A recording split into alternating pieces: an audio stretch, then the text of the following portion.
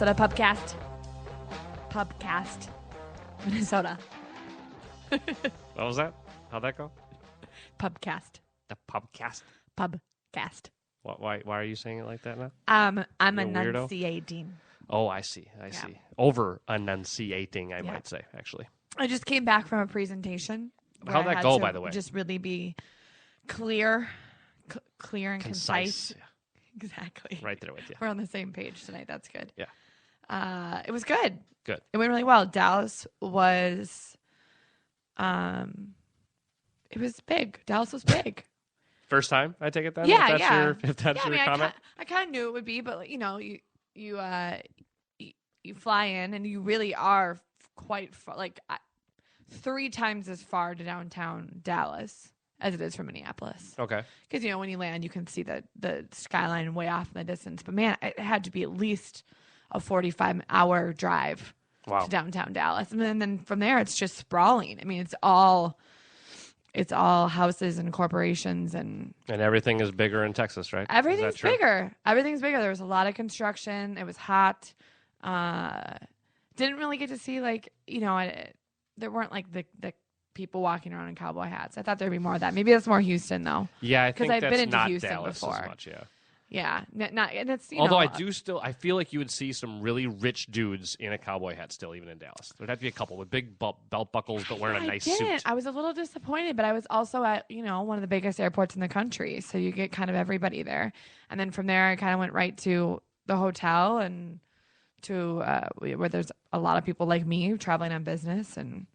But I did, right when I sat down on the bus to the rental car place, there was a woman from North Carolina. She had just flown in, and get this, she sells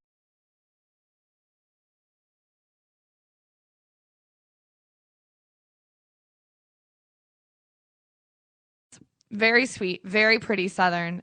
I did like the accents, so everyone said it. You all right, y'all? Oh, yeah. Doing well, y'all? And she sells the capsules that the medicine or the vitamins go in to pharmaceutical companies.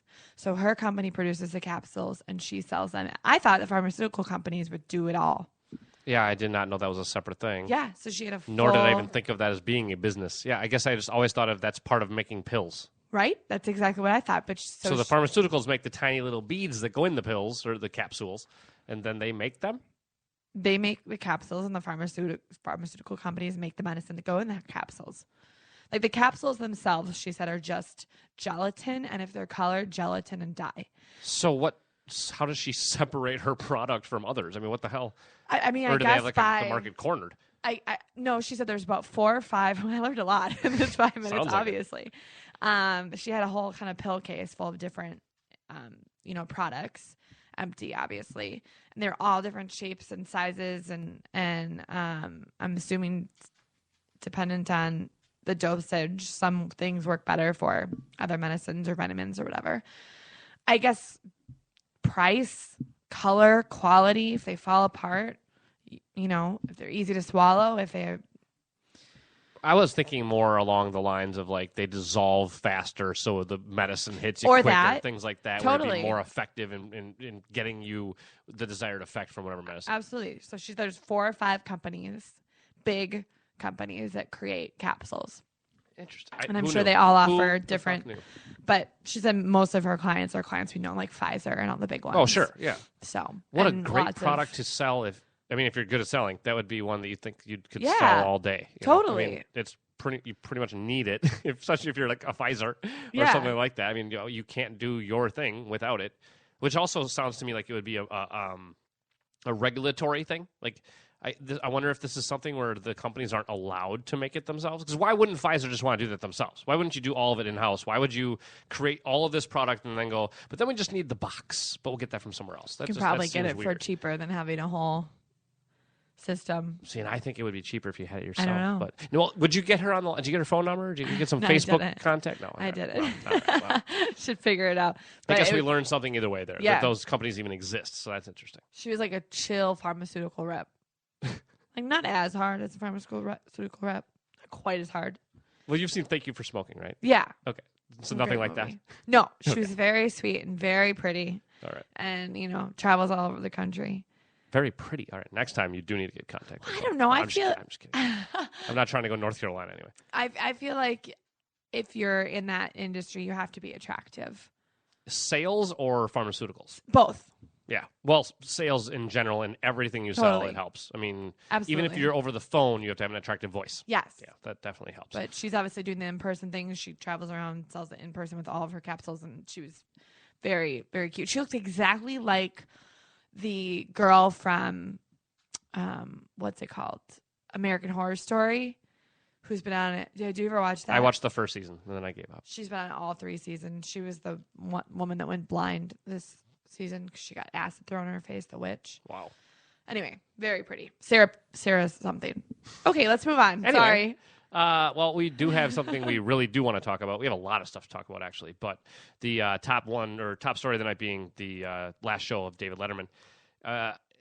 First of all, where do you stand on the late night TV front? Do you watch it? And if so, who is your, well, it'd be a guy since there's no gal. Who is your guy if you have one?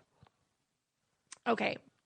I used to watch it almost every night. And just late night in general. I would switch between Jay, Dave, and Conan. And then I was pretty much standard Conan for a long time. Okay, you're one of those people. And honestly, right when Conan, that whole fiasco happened, I kind of dropped off the face of the planet. And now if I do have it on, it's always Jimmy Fallon.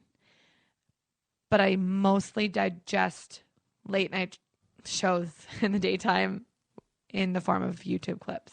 Okay, that's okay. Very interesting point to jump on right away. Jimmy and Jimmy both do a great job at that. Well, they're professionals at that. Yes, they are all about viral and short clips that you can get and share with people. That they're very smart when it comes to that. And Dave has always been anti that. Sure. Well, I don't know about anti that, but just he never not adopted in the generation. Yeah, he just never adopted social media, which is totally fine. But I think what you nailed right there, and what we're looking at right now, and this is basically the last one. He's the last guy that it was appointment watching, and it was for a lot of people every night. That was what you did before bed. I mean, I used to watch Dave every single night, you know, and not even because I couldn't wait to see Dave. It was just that was kind of the routine. What was on. And because I didn't like Jay. I never thought Jay Leno was funny. I think actually, like, I've seen him on comedians in cars getting coffee. Jesus, that's it, right? With Seinfeld, and he's a hilarious guy when he's not doing that show. That's so interesting you say that, because I was actually just talking to the woman I was traveling with, who used to be the director of events at Target. And Target obviously brings in all these high-profile people, so she would hang out with, you know, like Julie Andrews. And I said, who was one of the nicest people ever, and who was one of the biggest assholes? And were you surprised? And she said, the person that stuck out to me is one of the nicest ever, on top of Julie Andrews, obviously, Jay Leno. She said, so funny, so generous, so kind. And he comes off that way. He's never come off as an asshole, but he's not that funny. But you would believe it if you were told he's an asshole, right? I think just from his little shtick and his little, even his voice, I think if someone said, oh, he was a prick to me at the airport or something, you'd be like, oh, yeah, I believe that. Okay, sure. But yes, I've heard nothing but good things about him. That he's actually just a really, really cool, nice guy. Yeah. I mean, Corolla recently, on one of his podcasts recently, was talking about the first time he ever met him, or one of the first times he ever met him. And they were doing a show at the same theater. It's got to be like in Vegas or something, because he said Vegas. Sorry, because Leno was in the 3,000 seater and then Corolla was in the 1,000 seater. And you know, Leno was like, "What are you doing after? Like, you want to ride home with me?" Right now, this is from Vegas to L.A. Yeah, and so 4 hours. Corolla 3 even hours. kind of talks about, he's like, "All right, we jump in the car and we roll." No. So Leno finishes first. And he even asks, he's like, so when do you get done? And he's like, oh, well, I'm on an hour later, so I'm done an hour later. Corolla is. He's like, all right, I'll wait for you. He hangs out in Corolla's dressing room. They drive out of there, go straight to the airport, jump on the private jet, fly back. He said they were on the plane, wheels in the air, within a half an hour of being done with his set. Like, I've never done anything like that, where you're on a plane that quickly from anything. Like, that's just so cool. That's like the president status. That's like Obama or Oprah, or Beyonce or Jay-Z or Jay Leno. Or Jay Leno. Jay Leno, and was just, hey, I'll give you a ride, and then drove him home and brought him home at 3 o'clock in the morning. Like, just that to me, I never would have thought that. And you know what? That's something David Letterman would never do. From what I hear and what you understand and what this personality that we know of him, that's not the nice guy. No, and I don't think Dave is. Actually, I just read this, 2,000 word piece, whatever, Rolling Stone. Okay. He's on the cover of Rolling Stone this week. Great article. Comes off as nice. I think he's actually a nice guy, but totally introverted. Well, he's a weirdo. I think he's a weirdo. And I don't just, because I don't think you're a weirdo by being an introvert. I mean, I think he's an introvert and then he's got like 3 other neuroses. You know what I mean? Like he's a little neurotic, and his best friends are kind of neurotic. Like he hangs out with Bill Murray. Yeah. Yeah. It seems like the people he surrounds himself with are also weird like him in a good way. And I think that's something we need to think about with a guy like David Letterman. Any talent like that, don't expect him to be just a chummy guy that you could also just sit down and talk with. That in general, great artists like that. Well, Johnny Carson wasn't like that. No, he was a hermit, wasn't he? He never came out in public. Nobody saw him after he left the Tonight Show. Yeah, he disappeared. And that's the other thing I want to bring up in this whole the last show of Letterman was. Okay, I tried watching it last night. I watched Bill Murray jump out of the cake, and it was cool. And he hugged him when he was full of frosting, and even actually rubbed Letterman's hair, which is always funny to see anyone do. And you could just see the look on Letterman's face. It's like, is that still? Am I good? Right. But I watched it for 5 minutes, and I went, shit, this hockey game's going to OT. Like I couldn't stay with it, and I'm a Letterman guy, always was. I don't care anymore, and I don't feel. I think that they're trying to, the last 2 weeks of shows, if you've been reading about this at all, it sounds like they're trying to make this like a Carson farewell, but I don't feel it. I think it's a combination of we don't watch TV the same way and Letterman's no Carson. What do you think? Yeah, I agree. I mean, I think it just means that it's his time to go, and I think he knows that. I don't think he's doing anything wrong. I don't think it's going to be bad the way he goes out. But I don't know. No, I just don't. It's being. I mean, I joked, and maybe we'll get to this later. But I joked in our little spreadsheet or whatever that I just read the last 4 days. I've seen these little headlines hidden of these banks being fined billions of dollars for setting these rates and fucking with money and currency all over the world. And I've seen that 100th of the times I've seen stuff about Letterman's last week. And that's what I mean. Funny, they're making it this big deal, but I don't think it is. Yeah, it's the biggest story of the last week and a half. But I don't know if I would really like to ask a 20-year-old if they give a shit. Like if there's, I think it really. I think a 20-year-old would have cared about Carson leaving. I think it was a bigger deal to the. Maybe that's a bit too. Nobody under 30 gives a shit. But think about, there wasn't anybody else on late night really when Carson was on. That it was Johnny Carson, and that was it. It was the Tonight Show. And now there are all these other great talents out there for various reasons. And I don't think it's whether because he doesn't go on, he's not like YouTubeable, not because he's old and tired. I just think that there's a lot of different people out there now. And us growing up, it was, like I said, I would watch Jay and then I would switch over to Dave, and I liked them both for different reasons. Mm-hmm. And so we didn't grow up with this one defining person in our TV every night. And we watched it grow to, 3. I mean, you saw Jimmy Kimmel start an ABC late night show, which never existed. And then, I mean, you have Conan, who ended up going to TBS of all places, but still did get a following. I don't know how well that show's really done, but I was never a Conan guy to begin with. He's goofy. He's one of those guys where I have seen him do things that were very funny, but I don't find him funny in general. Yeah. You know what I mean? Like he's nailed a few bits, but in general, I'm like, I don't need him. He resonates with me for some reason. He always has, and I don't know what it is about him. I don't know if he's just strange and quirky. That's why I like him.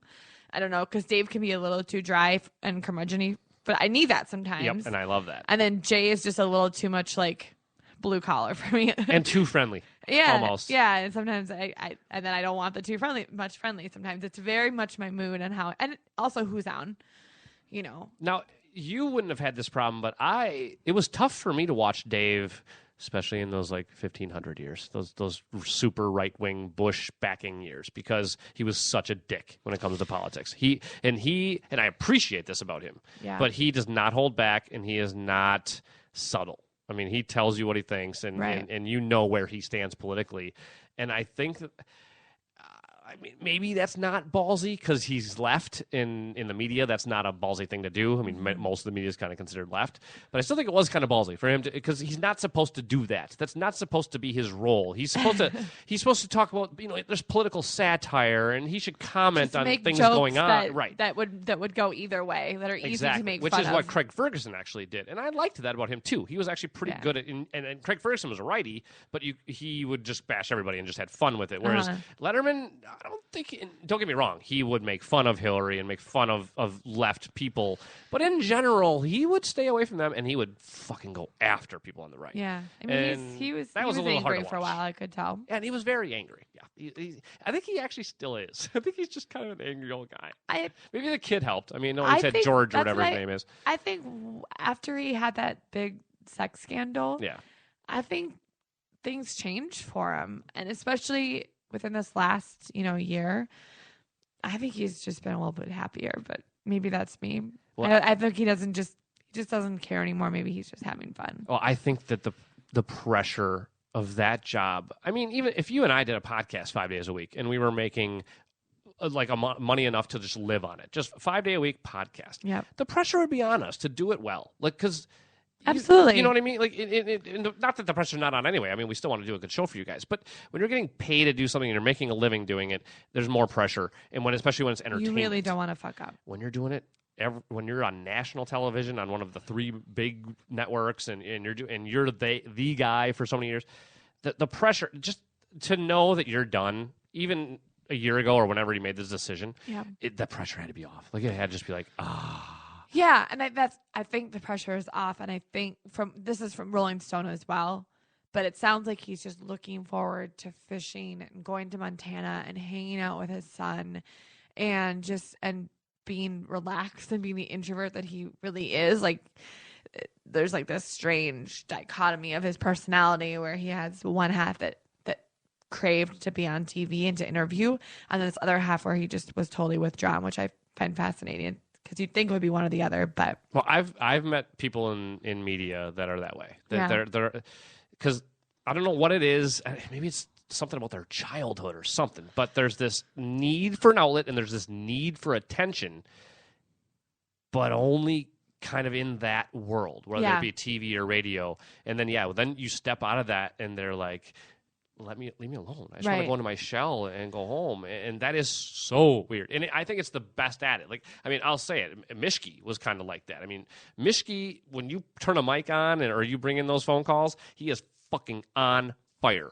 But you turn it off and he turns into back to a normal person kind of. And he's not a normal guy. He's a weirdo, but in a good way. But there's a stage, whether it be on TV or radio, and then when you come off that stage, it's just different. Your outlook has to be. Well, and also fascinating, as much as I remember him saying that he wants to go fishing and whatever, he was also trying to figure out what his next move was, because he said that, unlike Carson, he really doesn't want to go into this, like, no one's going to see me again. Yeah. He was like, stand-up doesn't feel right. Follow Seinfeld. I don't know if it's doing. I can't remember what the one thing he suggested that was, I can't remember what it was. I'll have to look it up. But yes, he was pissed because he was like, Seinfeld had the best idea.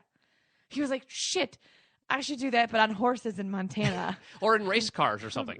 He should do an interview while driving a race car, like at 200 miles an hour, but still be interviewing somebody and cut that down to 5 minutes. Hey everybody, this is comedian Paul Mercurio, and I'm very excited to say that I packed up my podcast, The Paul Mercurio Show, which wasn't my first choice for a name. My first choice was Go Ahead, Touch It, but apparently that didn't test well.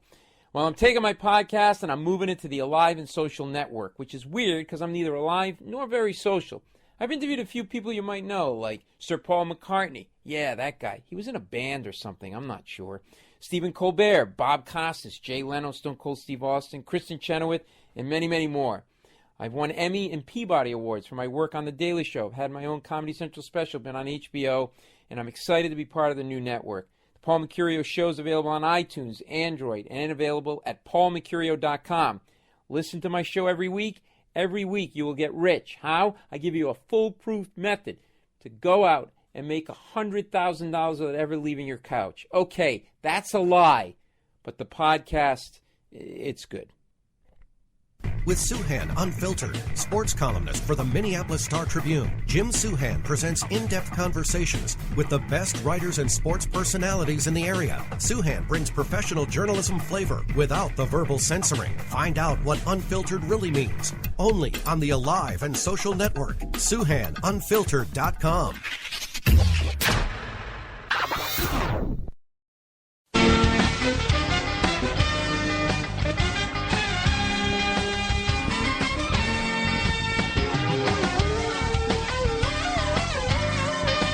It's the Tonight Show with David Letterman. Was that pretty good? Except for that he wasn't on the Tonight Show. I read the Late Show on here. I was looking at the Late Show and I said the Tonight Show. Yeah, yes, it's you did. the Late Show. You'll see the Late Show doesn't sound as good. Let's quickly apologize. A little technical mishap there. I thought you were going to say you're for listening live. Molly. And we'll apologize for Molly's terrible sense of Okay, humor. wait. No, okay. Hang on. What's the Tonight Show with Jay Leno? How do they say that? Never watched it. I don't know. Okay. But you can do here's David Letterman. That's how he does it. I think so. I was trying to remember, but I couldn't. Isn't that when he's usually running across the stage? Which, by the way, it was my favorite part of the David Letterman show. Was when he would run to the other side and then come out. Has he ever explained that? No. And we're not going to talk David Letterman the whole night, by the way, guys. But we've been talking. We talked about him for 3 extra minutes that you aren't going to hear. Right, you guys, and that's why it's going to sound weird that it cut off. But sorry, there was nothing we could do about it. The computer froze up. It's the Late Show with Jay Leno. All right, okay. all right. Let's Molly's move on. crushing it tonight. Oh, Yeah, I'm actually. You know when you just have those days where you can't think of names. You have been having one of those days. I'm having one of those days, and I'm usually just instant with names. And I also had one of those days where I'm sitting at my computer, and each of our projects are saved on the server, on our work server, under different folders. So each project has their own number, and then it's divided by the client and sub projects and whatever. Makes sense. Anyway, it was one of those days where I would stare at my computer for a minute trying to figure out which folder I needed to open up. And these are things that usually come to you quickly, right? Pretty quick. Yeah. I usually move pretty quick. But I was traveling, so I was trying to get back in the mindset of work, and it was, and the numbers are like 146202-8. I mean, they're long numbers, and I have them all in my head. So that's where you're at today. All right. Yeah, your brain is working very well. Which is funny, though, because we did talk about how we were on the same page. So that's scary. Are we not on the same page? No, I think we are. But that just shows that we're only on the same page when your head is fucked. That makes any sense. Or you're fucked tonight, too. No, that's what I'm trying to say. Well, I think I'm usually fucked. All right, before we are going to talk about that, we're talking about the Game of Thrones, that crazy scene, the finale of Mad Men. Not necessarily the finale, because I haven't seen it yet. I don't want you to tell me much about it. But I have come up with a couple of new themes. You haven't heard this one at all, by the way. This is going to be our sports theme. Now, not necessarily. You definitely get approval of this. I haven't heard this yet? You have not heard this one. Okay. No. And I bring this up because something huge happened in the world of sports last night, but we will start it out. Well, let's say Minnesota sports last night. Correct. Well, but this is the Minnesota Pubcast, so people should expect it to be Minnesota-centric. That's true. But, all right, here is here's your first listen for I'm you excited. and the listener, Molly I'm and the listener, your first listen to the Minnesota Pubcast sports theme.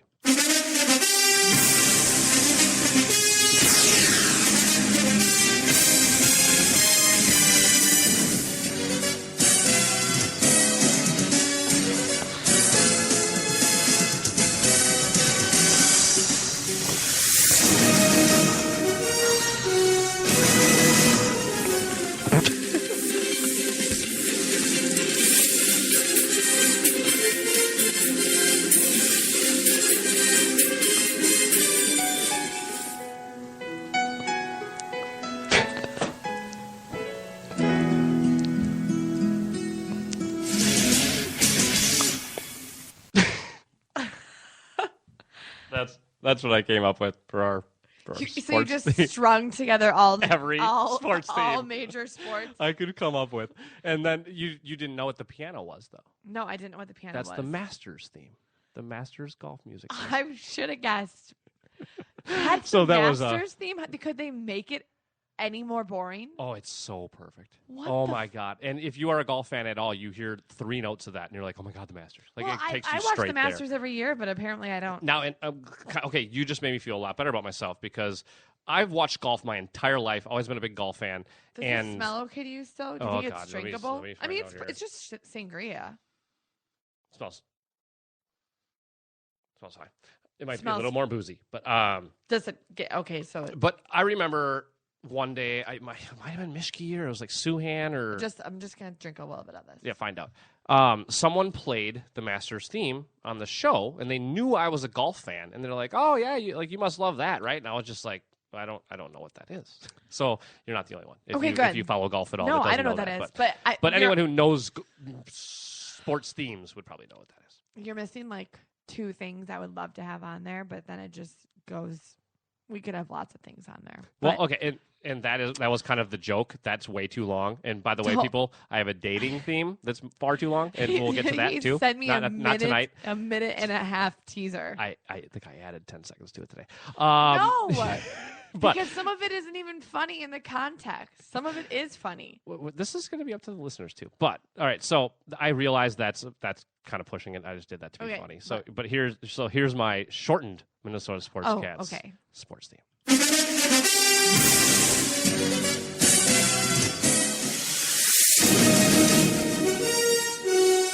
I love it. I love that one. That's my favorite. So there you go, the condensed version. The piano is so out of place, but it's so That's funny. what I love about it. Yes, that's why I threw it in there. Do we like the NFL the one the best? Is that the one we like? Yes. Yes, that is the NFL on CBS. That is the best one That for is sure. what- I get so pumped when I hear that. So what's funny is too, and I could have split this up. I didn't know if we'd really talk about it tonight, but the NFL on Fox and MLB on Fox are pretty much the exact same song. Like they just barely change it up. So come on, Fox, get a little more creative. But so there you go, sports theme. I would have liked some Rocky or Chariots of Fire in there, but then that goes too far in the movies. So exactly. Then we're crossing We're themes crossing- there we're because we're gonna crossing have a the movie themes. theme, we're gonna have a dating theme. And I made a movie one, and I hated it. You're never even gonna hear that one. It sucks. But I'll make a new one. But so anyway, so I played the sports theme just because for the first. Can I send you some of my favorite movie sound Yes, bites of all time? absolutely. Yes, Okay, thank input you. is always looked forward to. Perfect. I'll send you this would be cool.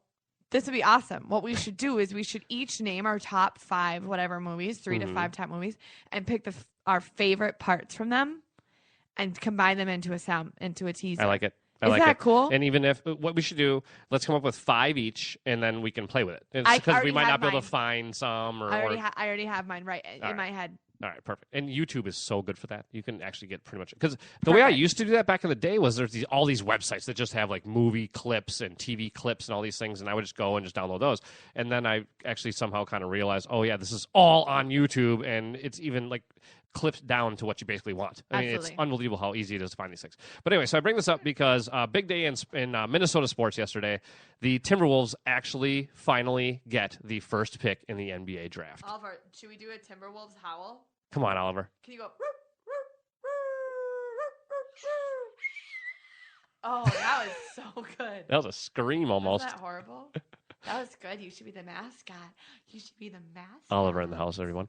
Yeah. So I bring it up just for 2 reasons. Basically, one, it's the first time it's ever happened, ever, in the history of the Timberwolves, which, thinking of their mediocrity, that's crazy. That isn't. That's crazy. Well, but number 2 reason is to bring that up is that the NBA lottery is fixed. Do you understand? Do you know how it works? Yes. I would love. This is why I love the NBA because it's so fucked up. It really is. It's so dirty. It's so dirty. It's so cool. Okay, so the NFL draft, they've turned it into an entire weekend of television, right? The NBA draft actually has suspense because the NFL draft, everybody knows who's 1 through 32. That's how you start. Yep. Because it just goes by your record. In the NBA, they take like the bottom 5, and then you get like a percentage chance, and you get ping pong balls in a hopper, and you draw the balls, and that's how you find out, right? Sure. Wouldn't that be pretty good television? Yes. pretty fucking sweet, right? Like ESPN could do 3 hours on it. Like an old man turning the Powerball. Exactly. The exact same thing. B-52. But so you take the Powerball drawing and spice it up and make it 2015 and you jazz it up ESPN style, you have a television event. There's no way they're not doing that because they're too stupid to, or they haven't thought of it. Like, there's no fucking way. They know that then they can't get away with giving the Cavaliers the first pick because LeBron's going back or blah, blah, blah. So, and here's the conspiracy on this, right? So the Wolves get it. That's obviously not a conspiracy, right? Like, that's definitely not, fixed. Well. Okay. Go ahead. Here's where I'm going. Apparently, I'm not an NBA expert, so if you are out there and I'm wrong, tell me. But it sounds like the first two guys are kind of 1 and 1A. Like they're if you get the second one, you're just fine, right? Fine. Guess who got the number 2 pick? The LA Lakers. So the way, if you're cynical like I am, you just go, they still got the number 1 pick. Like, great, Minnesota, hey, we got one, and now we can't really screw it up either.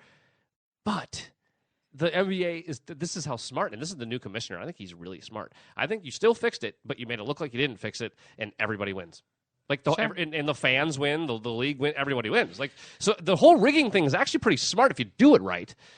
But again, I think you're wasting that off-season chance to have something interesting, even though it's not off-season, and it is weird that they do this in the middle of the playoffs. Like, the NFL milks everything, and they just make it, over the whole year, even through the off-season. It's an NFL draft and blah, blah, blah, and then OTAs and all that. So the NBA, it's almost like it's run like the NHL. Like, it's just, guys, you're missing out on a huge opportunity here. Yeah, I mean, they don't care, though. But you know what? They don't care. And it didn't occur to me until right now, but if you're going to say, yeah, for one night, we could have a great event, and then the 82 games of the season suck because it didn't go the way we would plan it, or we'll just plan it so that the season rolls out the right way. That's why the NBA gets so boring sometimes, though. As much as I would like to watch it, it's like, you always know who's good. No, the NBA sucks. It's a horrible sport. No, I'm kidding. But I just don't enjoy it. But do you feel better about our team because we got the number 1 pick? I mean, who do we have now? We're gonna have whatever his name is. We have Wiggins, the rookie of the year. We have KG. We have KG, who, if he's healthy, hopefully will be a mentor. Rubio. We have Rubio, who I think we need to let go. He's never going to be the guy we thought he'd be. Rubio. But then we have the kid Lakers. who. That's actually probably where he would go. But then we have the kid Levine, who won the slam dunk contest. I think it's God. And then we have Shabazz Muhammad, which was a high pick a couple years ago too. They got a decent squad. And that was my buddy and I actually were talking about this. Geez, this is more NBA talk than A, I've done on a podcast, or just B, done off air in a long time. But I just said, you know what? Maybe the Wolves could get the first pick this year because they do have some kids. Like, they got some studs. Sure. Throw one more in there, and maybe you kind of give them a team, and that's fun for the league. We're going to have a redesigned Target field center. Yes, center, not field. But yeah. Whatever. Just... All right, before Molly falls asleep, because it is getting late tonight, folks. But tired. So now, do you know about the controversy surrounding this Game of Thrones scene? I do. I mean, I didn't even have to read it. I like your tone already. Know. I like the way you're almost dismissive of this, and I like that. I read one article and I was like, I fucking get it. I know why there's the controversy, and I totally agree with the controversy. You mean we should boycott Game of Thrones? No. I don't mean that.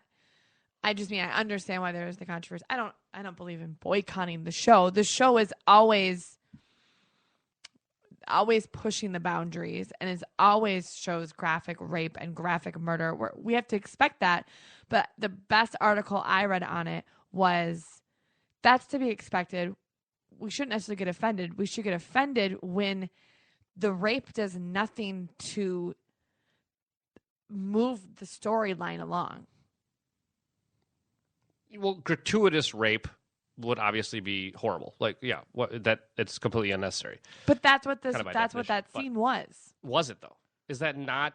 Because to me, it's okay. So first of all, if you're not caught up on Game of Thrones, skip ahead a couple minutes. But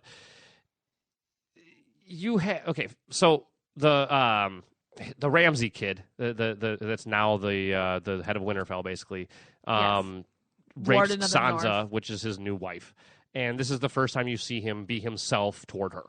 I think that's a important moment, and I think that it couldn't have been something less dramatic. It had to be something as awful as rape for you to really just go, oh, yep, he's back to himself. This is a guy that cut off a guy's dick and turned him into a slave. But that's the point, is he has always been that bad. Right. And she knows he's that bad. She's going into this knowing that this guy murdered her family. Yeah. And he's a horrible person. Well, he's the son of the one that murdered her family, right? Yeah, Because he wasn't actually involved in that. His family carried it out. The Boltons carried it out. Right. And he has done plenty of other horrible things that she is well aware of. Sure. This isn't a surprise to her, and this isn't a surprise to the audience, and I think that's why it was so unnecessary. Okay. And this isn't a surprise to Theon, her brother. It was just...